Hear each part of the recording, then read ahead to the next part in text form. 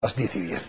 Bueno, hemos invitado esta noche en El Gato al Agua a Carlos Esteban, que es director de contenidos de Época.es, del Grupo Intereconomía, a propósito de un interesante reportaje que ha publicado en el semanario Época, con el título "La gigantesca industria del armamento empuja a Estados Unidos a buscar aventuras bélicas. Esta paz sería una ruina", ese es el titular. Carlos Esteban, muy buenas noches. Buenas noches. Bienvenido. Vamos a ver este reportaje basado precisamente en tu información de Época y después nos comentas detalles. Perfecta para maquillar el éxito de Estados Unidos en el campo de batalla. Privatizar la guerra ha sido uno de sus objetivos en los últimos años, y es que siempre que los conflictos bélicos sean rápidos y victoriosos, aseguran el éxito en las urnas. De espalda al público y al margen del Congreso, la administración Bush ha duplicado el número de tropas en Irak mediante la contratación de contratistas privados. En la actualidad, casi 200.000 continúan desplegados en Irak bajo las órdenes de Washington.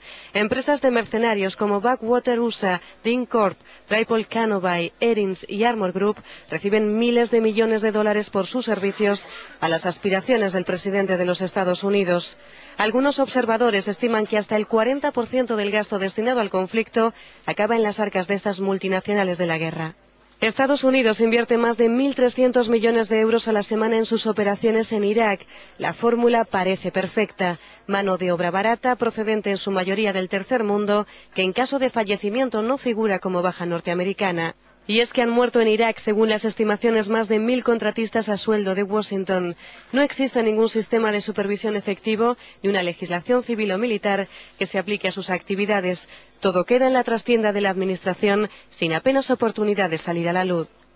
En julio del año pasado había más de 639 empresas bélicas subcontratadas en Irak, con más de 180.000 efectivos, frente a los 160.000 soldados regulares procedentes de casi 100 países. Según algunos estudios, Washington gastaría cerca de 28.400 millones al año en subcontratar labores de inteligencia, frente a los casi 12.000 millones en el año 2000.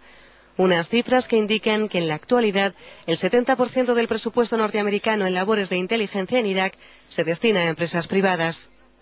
La administración norteamericana pone el diseño, la estrategia y las empresas, una polémica mano de obra que desde la clandestinidad sirve a las mil maravillas los intereses del presidente Bush. Carlos Esteban, ¿cómo se ha llegado a esta situación? Bueno, Estados Unidos tiene un ejército voluntario, un ejército profesional desde los años 70, y es un ejército además cuyos efectivos se redujeron con la caída del muro. Y bueno, está ahora en una invasión en Afganistán y posteriormente en la iraquí, que se ha aumentado además con el célebre surge de Bush. Y lógicamente, bueno, pues no, hay una necesidad, no se llega para todo lo que se necesita. Por otra parte, hay muchas otras ventajas en contratar empresas privadas. Una de ellas evidente es que electoralmente o por cuestión de imagen pues no llegan esos terribles... ¿De dónde son estos contratistas?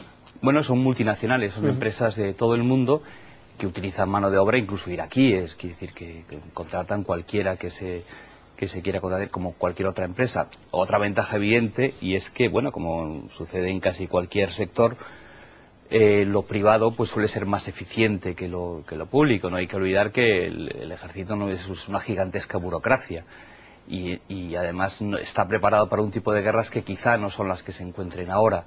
El problema que pueden encontrarse en Irak no son grandes ejércitos, que es a lo que está preparado un ejército como el americano, sino es la insurgencia, el terrorismo, que evidentemente exige una respuesta diferente, una flexibilidad diferente. Pero cuando tú hablas en el reportaje de 200.000 contratistas, ¿te estás refiriendo a 200.000 soldados mercenarios? No exactamente.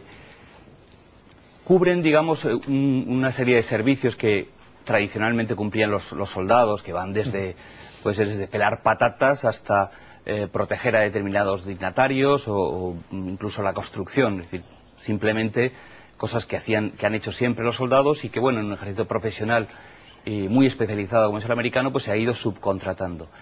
El problema es que la línea, la diferencia está muy diluida. Estos contratistas tienen, por supuesto, llevan armamento pesado y no están muy bien, tienen un acuerdo de inmunidad para que no se les aplique, para que no se les pueda aplicar la ley iraquí, pero tampoco son soldados, con lo cual tampoco se les puede aplicar la ley norteamericana. Ese es un poco... Ahora, ¿qué problemas plantea la presencia de contratistas privados en el conflicto, Carlos? Bueno, una de ellas es esa que hablábamos antes, es decir, la ausencia de transparencia, es decir, no todo lo que haga un ejército, todo lo que haga un soldado, eso siempre se va a reflejar en la opinión pública, mientras que de esta manera es más fácil ocultar o es más fácil que no se sepa realmente lo que está sucediendo en el campo de batalla.